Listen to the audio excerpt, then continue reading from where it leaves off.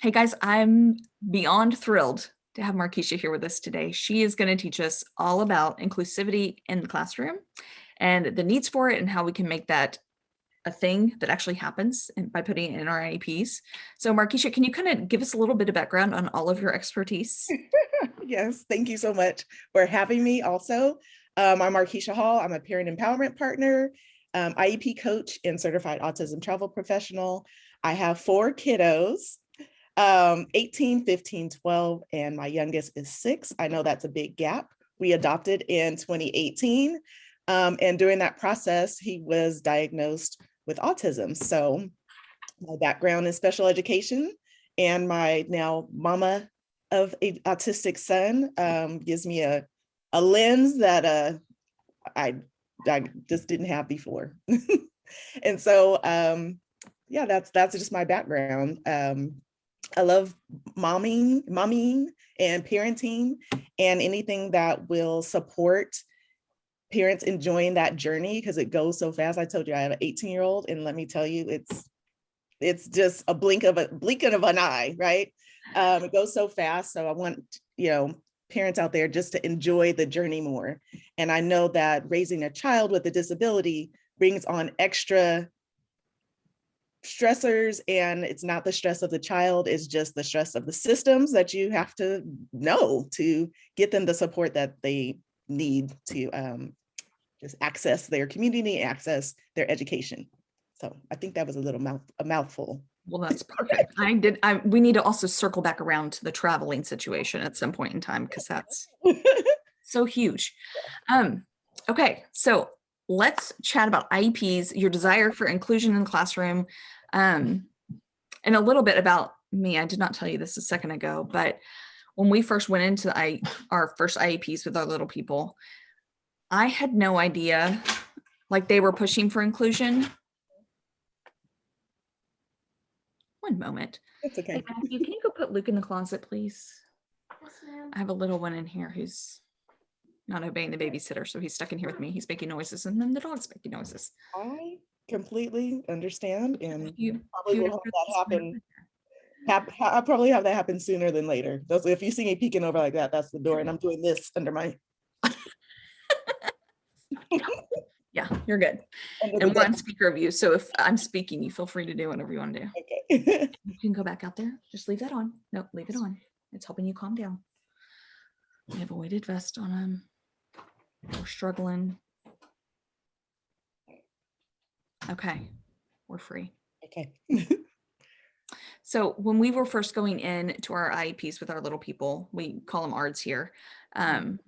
I was under the impression, and this is later kind of come back around, and I'm so curious about what you think, but I was thinking there's no way they can cut it in a real classroom. They are so disruptive in everything that they do, and they hurt other people, and they, all of these lovely things that are just really traumatic for us. And I'm like, I can't sit down and teach them. I don't know how a teacher teaching 20 children will be able to sit down and work with them, calm them down, figure out their needs, and teach other children, right? And so I was really leery about inclusion. And they put the kids in there, and then some of them they've had to pull out. Right. So that's kind of our background. But I would love to know your desire. I have a question following up with that later. And I would love to know your desire for inclusion in the classroom. Well, I did teach high needs, what they used to call mod severe classroom. And so I had those students that had those disruptive self-interest and injuring to other behaviors. However, I never had an incident with myself because I just believe in building relationships with them. And I feel like just from what I've experienced myself, and I know that there's different cases that modeling from other students is how you're going to learn to be in the community.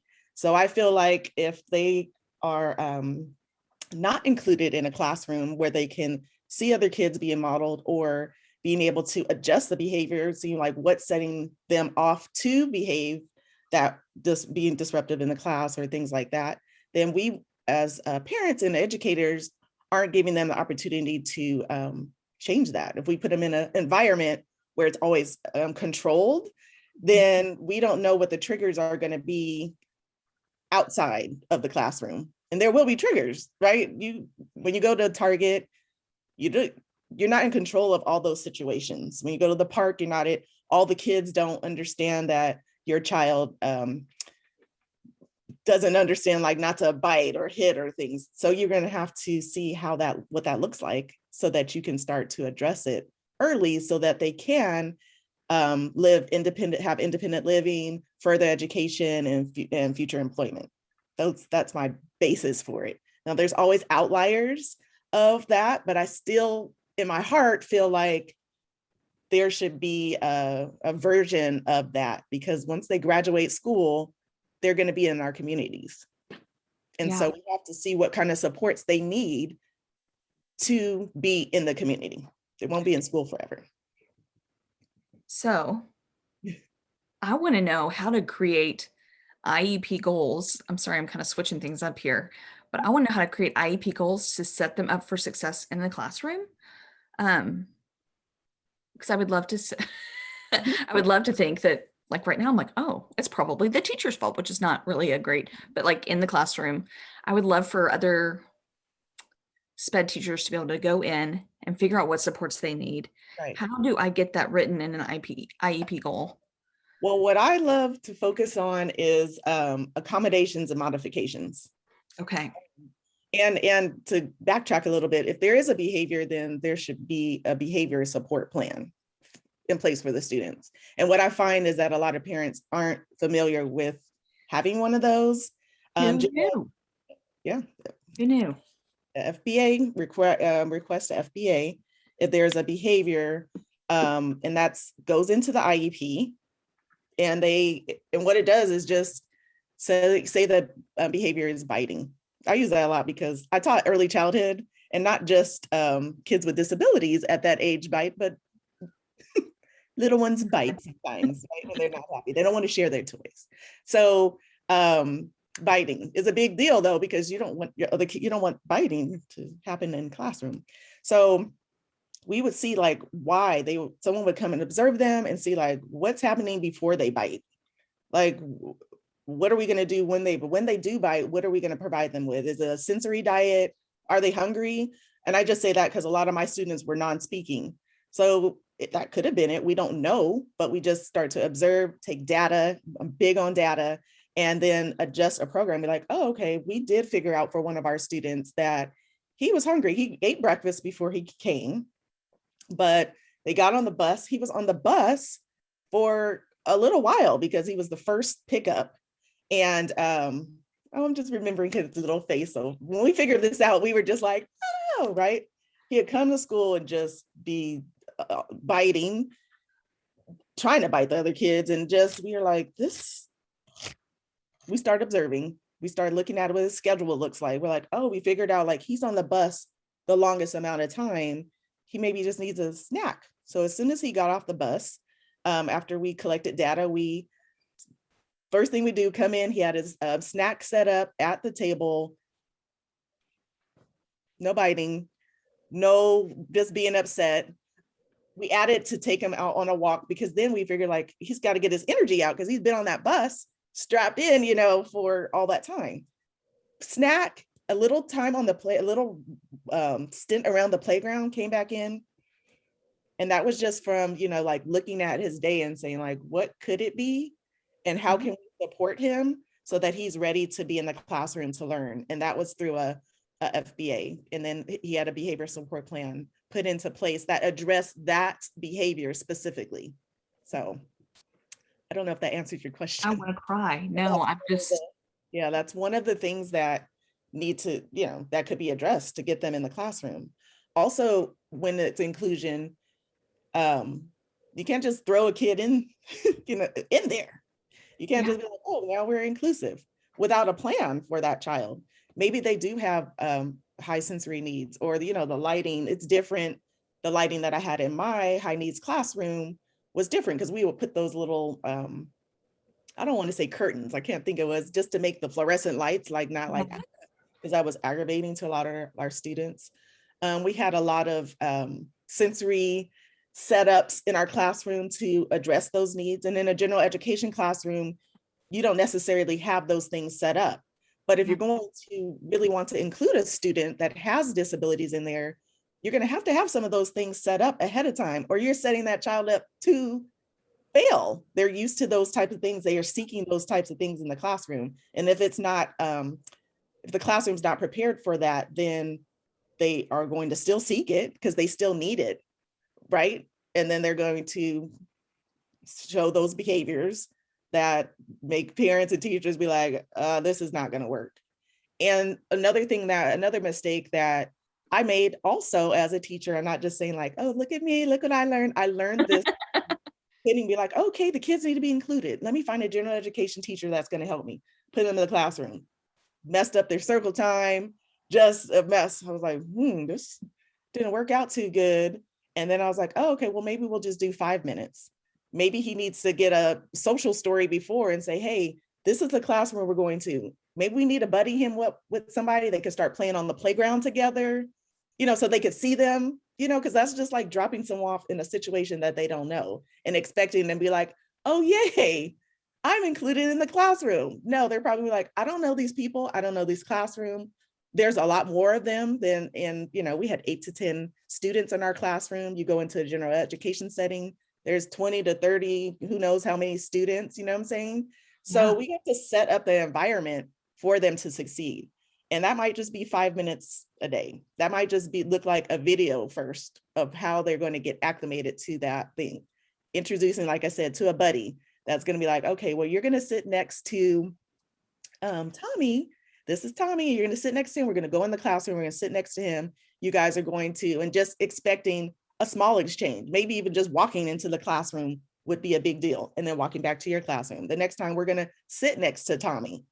Okay, great. You did great, and the next time we're going to do a small activity that's catered to what that child's strength is, because they're may not be able to do the stuff that general education classroom is. And we're really just trying to not get those needs met. We're just really trying to get the inclusion piece of it, practicing how to be a friend and be a classmate in those things, and not necessarily focused on the task. So I just love the ideas of just backwards chaining it and just seeing like, what are the basic needs of it and starting from there. I'm like over here taking vicious notes on what we're going to do to our behavior plans for our children. Mm-hmm. They go to specials with their homeroom class. Yeah. And so I love that. I love that they get to be around other kids in there. Yeah. Yeah. So that's good to think about it of like, okay, inclusion is a great thing for them. And if they can't sit in there and focus on their work because somebody's helping them kind of get through it, then that's an okay thing. Yeah. It's just practicing. Love that perspective. We got to practice. Okay. Well, this leads me to another lovely question. What are some other things that you could request in their like homeroom classroom or their regular classroom to create a better environment for them? Just, I'm all about data. So it depends on what the child's needs are and what the parents have set out for their goals in their parent vision statement. I hope that all parents have a parent vision statement out there, and it's not just the one sentence that is just focused on, I made this mistake as a teacher. Also, it's like, we're going into your IEP. What are your goals for him for this school year? But it's not just the school year, it's your parent vision, like thinking big, way out there. Yeah. What is it that you think that they, that you want them to, or want to help them accomplish based off of your parenting them? Like, where are their skill sets? What do they like? And so we're looking at that, and then we're backwards chaining it to seeing like, okay, well, I want him to play basketball. My son likes, actually he likes soccer. That's a whole nother story. So let's say soccer, we want him to be able to go to high school and be on the soccer team because he really likes soccer. How would we get those types of things together when he's not jumping? He's not able to walk up 2 steps. He's not coordinated those things. Okay, well, maybe he needs a physical therapy evaluation so that we can start the process of at least getting him to walk, walk upstairs, jumping, running, coordinated, not running into stuff, because he doesn't get those skills and he's never going to be able to play soccer in high school. So it's like thinking of those types of things and then finding what assessment do they need to back up that desire for our child so that we can get the data that says, yeah, he does need physical therapy because he is running. We don't want him running into the walls at school. That's not safe. We don't want him to be able to, there's stairs, as we want him to be able to navigate the playground at school. And that's how we tie our future goals of like soccer. I want to be like, yay, I want to be the soccer team mom, into a goal that works at school, because they have to be able to navigate their environment at school. And so lots of parents always think it's only academic, but it's the whole school day. It's being able to socialize at lunch with peers. And it's about navigating the playground or getting to the library or those types of transitions. That is a part of the school day. So it's the whole school day. And what I like to focus on too is accommodations and modifications, because a lot of people it's like the secret sauce. Tell me your favorite ones that we need to be on the lookout for. And I need you to know, a second ago when I was chuckling about running into the wall, I was simply chuckling because I have two of those myself that right there. Like he is like literally. Yeah. Really had to work on that. Like he really had to work on this stuff I'm saying is from a lot of it from school-based, but then I've had my son now since he was 2.5. He's almost 7 in October. So these are real life things. Like we would bump into the same walls at home, the same stairs that you walk up every day, but it was and I always say this word right, proprioceptive.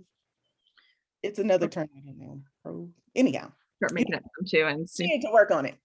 He had to work on it, and we had to put it in a goal because that's not safe for him.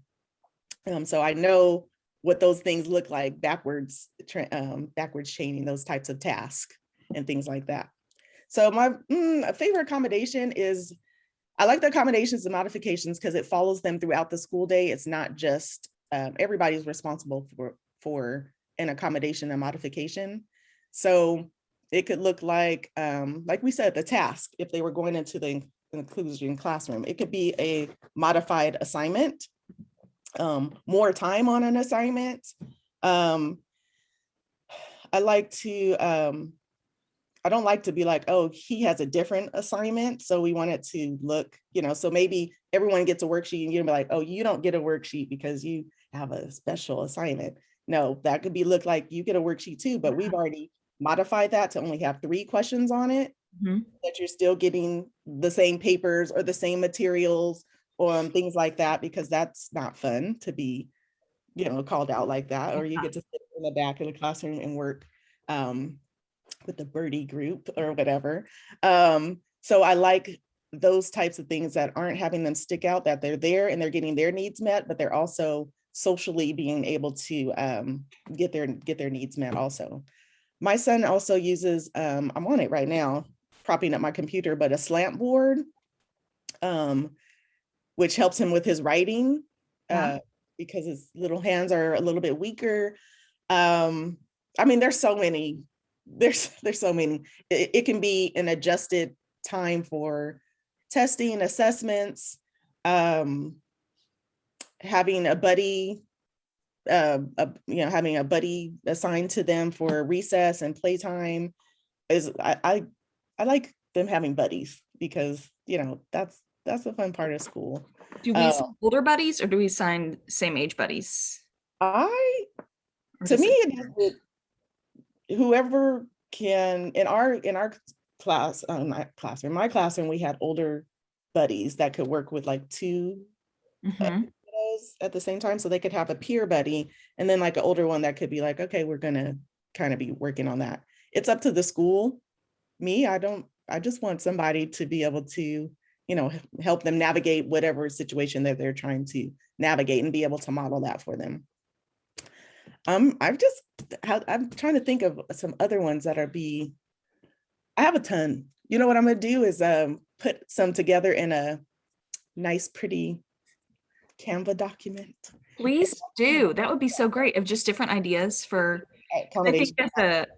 as a mama who has no like sped experience, I'm like, I don't know what to ask. I didn't know that was available. I didn't know we could do that. Consultations, Uh-huh. uh, trainings for teachers, parent trainings can go in there, which is really big because say your child uses a AC device, but what's the purpose if nobody knows how to help them use it?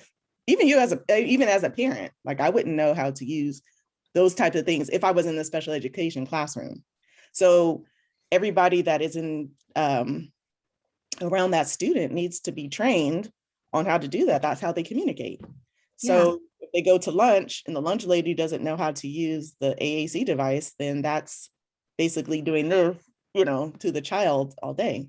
We don't want that. So you could put trainings in there, consultations can go in there, teacher trainings. Like my son's teacher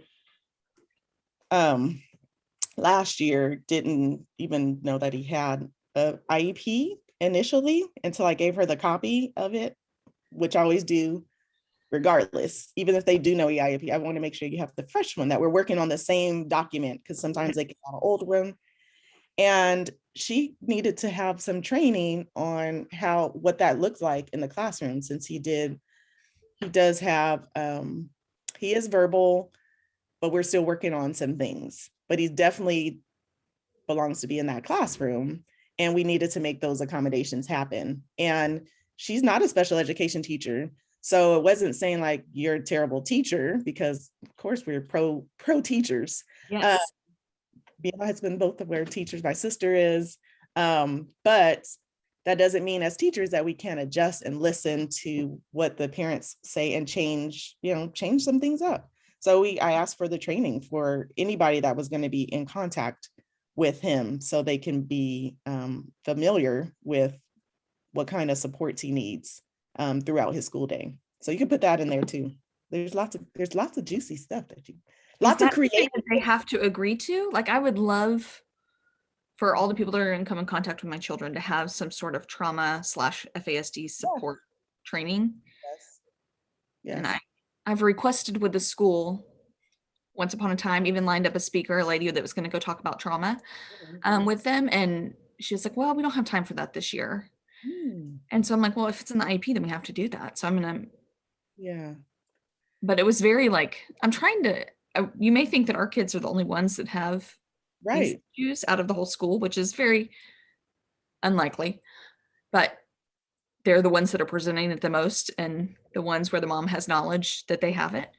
Um, and so it felt like our issue was just kind of like a, hey, you're just the side thing. We can't waste our teachers' time. All these other things going on to learn about this. But you're saying Yeah, yes, yeah, that is like we can. right. Definitely, because how if they are, and since my son is an adoptee too, I know about what you're talking, like trauma informed. It's really about the language that you're using and how to put it in there. And it's just tricky, just like insurance and all those codes that you don't know about, because unless you're in it.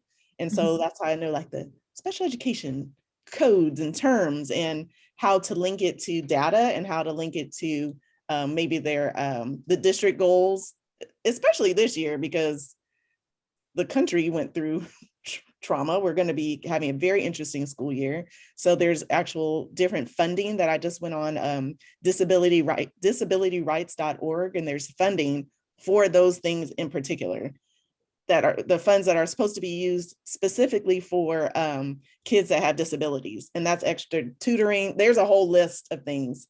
Disabilityrights.org. So there's funding for those types of things, but it should just be, that's what the child needs. That's what their diagnosis is.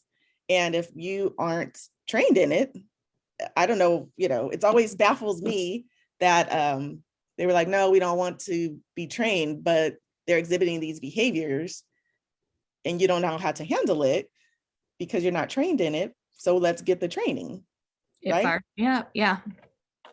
But I know what you mean. I know there is kickback, because a lot of the way that we're trying to, as a master IEP coach, try to educate parents is different than what a lot of districts are used to. Even when I was doing them as a teacher, I would be like, oh, like I was telling you earlier, like I wrote that stupid goal. Like that is not, I did that before because that's how I was trained. And I would love to say, and I believe like a lot of my students say, I loved my students. Even before I had my son, I just loved I just love kids. I just love kids, period. That's why I got into teaching. And that's why a lot of teachers do get into teaching, because it's not for the, the fame and the money, as we know.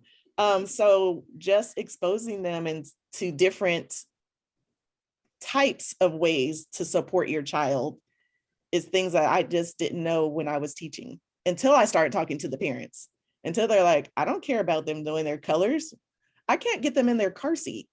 Like they're screaming, some of the behaviors. We can't go to Target. We can't go to our local park because he's a runner.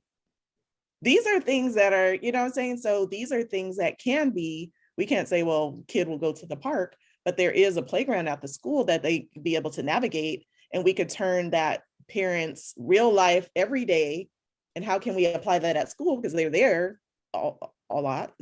And how can those things be worked on at school so then they can be generalized, because that is the purpose of the IEP. It's not just so they can shine in that grade. Like, okay, well, they could do it in first grade. They're going to go to second grade. It's going to be a different classroom, different teachers and things like that. They have to be able to generalize everything in that IEP. It has to be applicable to our everyday lives.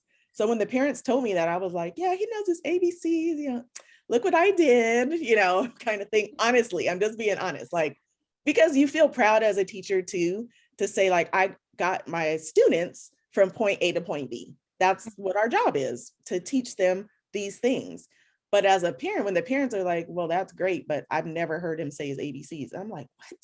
He's like singing it all the time here. It made me start to think like, well, that's really for me. If the parent can't enjoy those moments, we enjoy those moments when our kid makes progress towards things. But if they're not enjoying it, then, and they're not seeing it, then where's the disconnect, and how can we make that connection? Because it's really about the family and really about that child's future. Because once the child left my grade, I had a new set of students to focus on, but that family is still can't go to the park, right? Something that's simple that we pay tax dollars for. A lot of parents, everybody goes to the park. Well, I shouldn't say everybody, but I'm trying to say, it's like something that you can access, but they can't access their community, but they could in my classroom. I had to think about that. And it changed, talking to parents changed the way that I did my IEPs. And a lot of teachers just don't know. So it's up to us as the parents to say, hey, let's work together. This is what we're going through at home. This is how this goal is not effective at home, because we can't, it's not applicable. Let's make some things that are more applicable, that's going to help him and help them think about their future too. Because we're always thinking about like our grade. I go Yes. on tangents. Stop me Well, no, whenever. you're good. Well, I feel like I need to brag on our sped teacher that I adore so much. She is amazing. And anytime we have any problems here at home, I shoot her a text and say like, hey, this is the behavior we're seeing here, and it's scary or awful or whatever's going on at home. Like, what can you help me with? And she's always so great about like creating a story or That's so awesome. creating resources around that and talking to him about the situation. And she's like, I never see that here. What's going on? Like, what do you? So Right. she's amazing with that. That's great. Um, well, I'm so grateful for your time today. Thank you, thank you, thank you. You're welcome. Thank I you for having really did just take so many notes, and I can't wait to draw a lot of things. Well, I'm looking forward to chatting another time, and I'm going to get together that accommodation and modification page for you guys too. You're amazing. Thank you so much. You're welcome.